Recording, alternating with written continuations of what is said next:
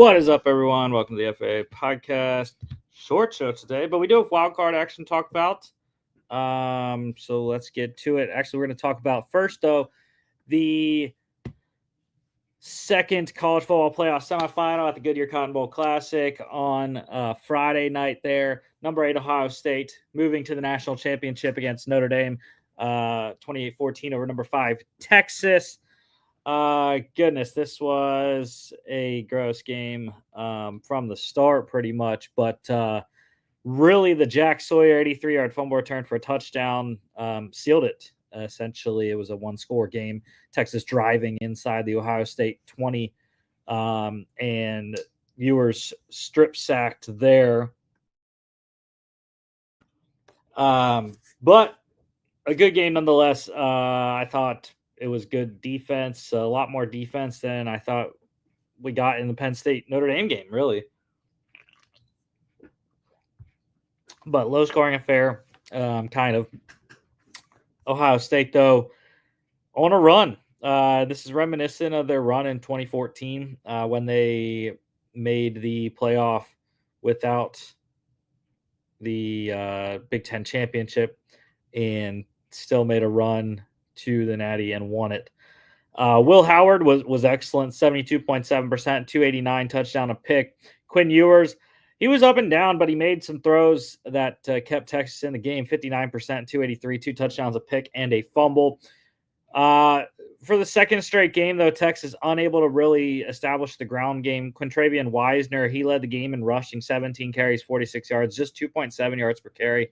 Did catch 6 balls for 42 yards. Travion Henderson really flipped this game, though. Right before halftime, 75-yard touchdown reception to make it a 14-7 game at half instead of a 7-7 game after Texas tied it late in the half. Quinton Judkins, his teammate, had 2 touchdowns on the ground for the Buckeyes. Jaden Blue for Texas scoring both of their touchdowns through the air, 5 receptions, 59 yards, and 2 touchdowns. The unheralded Carnell Tate, the wide receiver for Ohio State, he led the game in receiving, 7 for 87.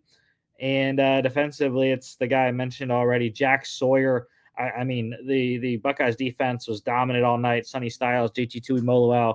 Jack Sawyer, though, was my pick for defensive player of the game. 3 tackles, a solo, sack, tackle for loss, pass defense, 83-yard fumble return for a touchdown. Buckeyes cover -5.5, under 51.5 by the hook. Or no, not by the hook. That was 42. My bad. On to the wild card round of the NFL playoffs. Number 4 seeded Texans blowing out the number 5 seeded Chargers 32-12. I don't think anyone gave the Texans a chance in this game against LA, but the defense for Houston was paramount in this one, blocking an extra point, returning it for a 2-point conversion. They scored on defense as well with Eric Murray's pick 6 and picked off Justin Herbert 4 times, a career high and 1 more than he had total in the regular season, which is just how crazy this game was. C.J. Stroud and the Texans offense got short field after short field, converted on him. 66.7% for Stroud, 282, touchdown, a pick, 6 carries for 42 yards. I believe that was a season high for him, maybe even a career high. Justin Herbert, again, struggled a lot in this one, was not protected well, 43.8%, 242, a touchdown, 4 picks. Joe Mixon over 100, 25 carries, 106 yards, touchdown, a fumble, 13-yard reception as well. Chargers couldn't run the ball, 2.9 yards per carry for J.K. Dobbins on his 9 touches there. Ladd McConkey, the rookie, had just a ridiculous day, historic day. Caught 9 of his 14 targets, 197 yards and a touchdown. Nico Collins, also over 100 for Houston, caught 7 of his 8 targets for 122 and a touchdown. A lot of defensive performances, mostly on the Houston side. I mean, there's like 3 different guys I want to pick here. First off, Eric Murray, safety for Houston, pick 6, 7 tackles, 4 solos, 1 pass defense, 38-yard pick 6. Second guy, Texans corner Derek Stingley Jr., 4 tackles, all of them solos, 5 passes defense, and 2 picks. And then, of course, the man up front, Texans defensive end Will Anderson Jr., 3 tackles, 2 solos, 1.5 sacks, 1 tackle for loss, 2 pass defense, 3 QB hits. Just dominant day defensively for the Houston Texans. tough opponent to go to Arrowhead next week. Texans plus 2.5 covered, went outright over 41.5. Second game on Saturday, Ravens beating up on the Steelers 28-14 to get the edge in that season series 2-1 and move on to face the Bills in Buffalo next week. Russell Wilson for Pittsburgh, 69%, 270, 2 touchdowns. Really an admirable performance for Russ trying to bring the Steelers back. They did not have a lot of offense most of the day, but he got a touchdown to George Pickens, make it a one-score game, and then just was not able to come all the way back there. Lamar Jackson, I don't think there was a ton for Lamar to do. 76.2%, 175, 2 touchdowns, 15 carries, 81 yards. Still a solid day nonetheless, over 250 total yards there for Lamar. Derrick Henry was a monster in this one. 26 carries, 186 yards, 2 touchdowns. Player of the game for sure for the King. Steelers weren't able to run the ball. Najee Harris just 2.8 yards per carry, 17 total yards for him on the ground. Steelers wide receiver George Pickens led the game in receiving, cut off 5 of his targets for 87 yards, a touchdown. So that was something good to see after the paltry performance of George Pickens in the Bengals game last weekend. And defensively, I got to go with Ravens defense tackle Nnamdi Madubuike, 4 tackles, 3 solos, 2 sacks, 1 tackle for loss, 1 pass defense, and a QB hit. Ravens minus 9.5 covered, under 44.5. Yesterday, we had a triple header. Number 2, Bills romping the number 7 seeded Broncos 31-7. Josh Allen, 76.9%, 272, 2 touchdowns, 8 carries, 46 yards. He was electric, and I'm telling you, I don't care. All pros be damned. Josh Allen should win the MVP over Lamar Jackson. I don't care. Bo Nix, first playoff game in his career, did not go very well. 59.1%, 144, a touchdown, 4 carries, 43 yards. The Broncos had good momentum early. They went up 7-3 and just were not able to do anything after that. The Bills' defense was shut down all day. You got to put in punter Riley Dixon there, converted on a fake punt, a 15-yard pass completion there. James Cook went wild for Buffalo in this one, 23 carries, 120 yards and a touchdown. Broncos weren't able to really run the ball. Bo Nix was the leading rusher. Javonte Williams just 29 yards rushing. Cortland Sutton led the game in receiving for Denver. Caught 5 of his 9 targets for 75 yards.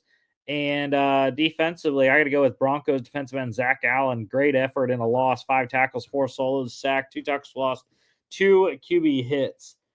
Bills minus 7.5 covered easily, under 48.5. Number 2, Eagles go Birds. 22-10 win over the Pack. Number 7 seeded Packers. Jordan Love, 60.6%, 212. 3 picks in this one, 2 carries, 10 yards. The Philly defense was lights out all day and held the Packers scoreless for the majority of the game. And it was a tough day for Jordan Love. Already down Christian Watson. Romeo Doubs went down in this one, as did Jaden Reed. So they were really shorthanded by the end of this game at wideout. Jalen Hurts, not the greatest. 61.9%, 131, 2 touchdowns, though, 6 carries, 36 yards. He did what he had to, shook off the rust, and Eagles got out to a 10-0 start and never looked back from there. Saquon Barkley was fantastic. 25 carries, 119 yards, 2 catches for 4 yards, and would have had a lot more had he not slid at the end of the game. I understand he wanted to win the game, not give the Packers the ball back, but still, I would have liked to see him score and have a lot more, close to probably 180 yards rushing there.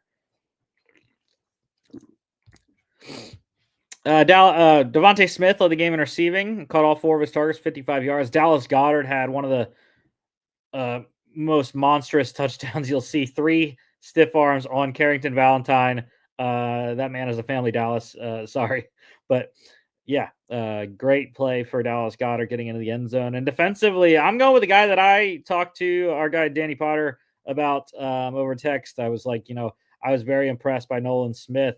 And he had a great game, 8 tackles, 4 solos, 2 sacks, 2 tackles for loss, 2 QB hits. Eagles minus 5.5 covered under 45.5. And the nightcap last night, the number 6 Commanders 23-20 over to the number 3 Bucks. The lone wild card win so far this round. With one game going tonight, we could see the Vikings be the second wild card team to make it into the divisional round. But yeah, the Commanders be the first one, and they win their first playoff game in a little over 7,000 days. Quarterback Jaden Daniels, the rookie, he was great. 68.6%, 268, 2 touchdowns, 13 carries, 36 yards. Baker Mayfield, he was really good as well. 83.3%, 185, 2 touchdowns, 7 carries, 23 yards. And the costly fumble, though, that led to a Commanders touchdown got them the lead. Bucks ultimately tied it at 20. Commanders doinked their way into the divisional round with a Zane Gonzalez field goal off the right upright and in. Bucky Irving led the game in rushing for Tampa, 17 carries, 77 yards, 2 catches, 6 yards, and a receiving touchdown. Interestingly, for Washington, outside of Jaden Daniels, Austin Eckler led the Commanders in rushing with 27 yards, just 3.4 yards per carry, though. Mike Evans had a great playoff game, caught all 7 of his targets for 92 yards and a touchdown, lead the game in receiving. Terry McLaurin was pretty much unstoppable as well, caught 7 of his 10 targets for 89 yards and a touchdown. And defensively, I got to go with Commanders linebacker Bobby Wagner, leading tackler in this one, 8 tackles, 5 solos, half a sack, 1 QB hit, and a fumble recovery off of Mayfield there. Commanders plus 3.5 win outright under 51.5.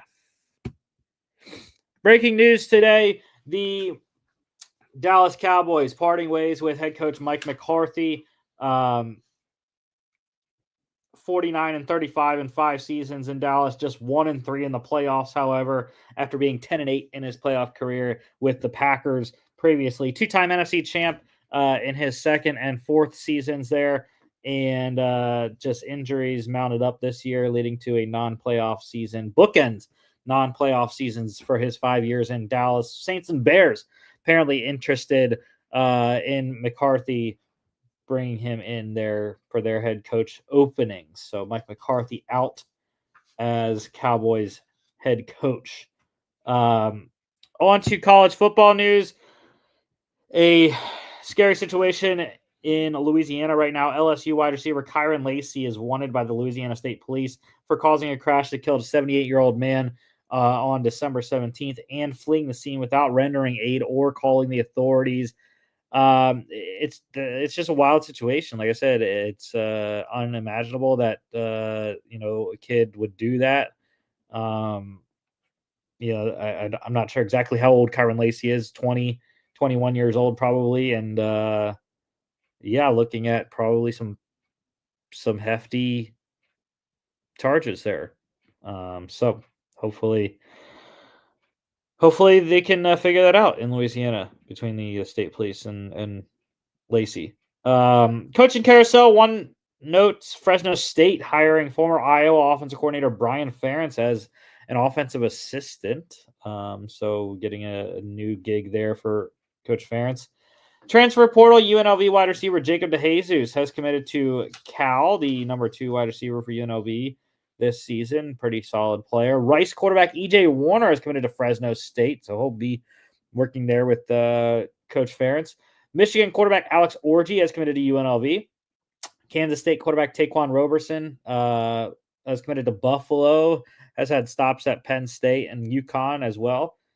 Syracuse quarterback Carlos Del Rio Wilson committed to Marshall, and Arkansas wide receiver Desmond James has committed to Cal. So Justin Wilcox there at Cal getting some solid wide receivers there. Desmond James, excellent bowl game for the Razorbacks. And like I said, Jacob DeJesus is a really solid player coming out of UNLV. One draft declaration I know, Texas quarterback Quinn Ewers is entering the NFL draft, one of the top 5 quarterbacks probably in this year's class. UFL news, just one thing to note, the Michigan Panthers have re-signed wide receiver Marcus Sims, electric player. Seemed like every time he touched the ball, he went for 70 plus, and Michigan probably very excited to have him back. NFL news, GM carousel, the Titans interviewing former Falcons GM Thomas Dimitroff, the Jets interviewing a bunch of candidates, former Broncos assistant general manager Darren Moogie, Commanders assistant general manager Lance Newmark, Bengals senior personnel director Trey Brown, Lions executive Chris Spielman, and Vikings senior vice president and player personnel Ryan Grigson, also former Colts GM there as well. Coaching carousel. We have the first coach filling of this offseason here. So the New England Patriots have hired former Patriots player and former Titans head coach Mike Vrabel as their new head man. Played 8 seasons with New England, 3 Super Bowls, 606 tackles, 48 sacks, 11 interceptions, 10 career receptions, all of them for touchdowns on offense. Named to the Patriots 2000s All-Decade Team, Patriots 50th anniversary team, and that he is inducted in the Patriots Hall of Fame. I believe that was 2023 there. Interestingly enough, the Patriots 2025 schedule also includes a game against his former team, the Tennessee Titans. So that is a great hire. Again, I thought that it was questionable, at least for Patriots fans, bringing in another former Patriots player to try to revitalize this team. And maybe it's the right call. I thought a younger offensive coordinator type of guy to develop Drake May would have been the direction that they would have went. But Mr. Kraft saw his guy. He likes Vrabel. He's known him for a while from his playing days. And yeah, it's a solid hire nonetheless.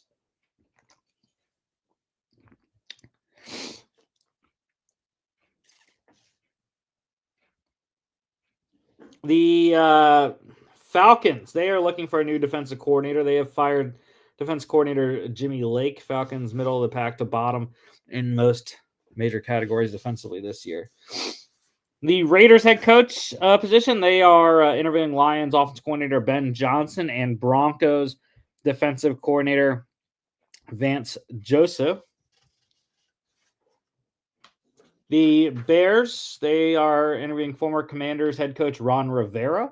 The Colts defensive coordinator position, interviewing Browns safeties coach Ephraim Banda. Browns offensive coordinator and Seahawks offensive coordinator, they are both interviewing Saints offensive coordinator Clint Kubiak.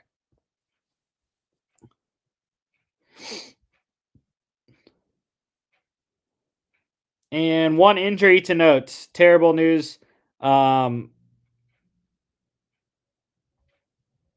Actually, I forgot to mention the Colts. They are going to interview former Saints head coach Dennis Allen for their defensive coordinator position as well. And in college coaching news, a big-time coordinator switched. The Clemson. They are hiring Penn State defense coordinator Tom Allen to the same position. So major loss for Penn State. Coach Allen did a wonderful job with that Penn State defense this year. And very, very sad to see him go to Clemson there. Injury note, though, from yesterday's game. Sad news for Philly fans. Eagles linebacker Nakobe Dean, he is done for the playoffs. Torn patellar tendon yesterday. So Oren Burks will man the second linebacker spot next to Zach Bond going forward.